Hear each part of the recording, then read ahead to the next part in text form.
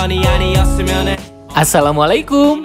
Halo guys, kalau di tempat lain resto all you can eat itu ratusan ribu kan? Lain halnya dengan Cago. Resto asal Garut ini harganya cuma 49.500 per orang. Menu utamanya ada Korean barbecue, jadi kita bisa makan daging sapi dan daging ayam dengan bumbu bawang dan bumbu lada hitam. Namanya all you can eat, kita bisa minta dagingnya berkali-kali sampai puas. Saya aja refill daging sampai 4 kali. Untuk side dish ada tom yum, chicken karage, pangsit goreng, sosis, kimchi, dan puding. Aneka minuman dan ice cream juga tersedia loh. Wah, pokoknya puas banget deh. Cago ini sudah punya 5 outlet. Untuk di Tasikmalaya, alamatnya di Jalan Argasari. Yuk reservasi dari sekarang.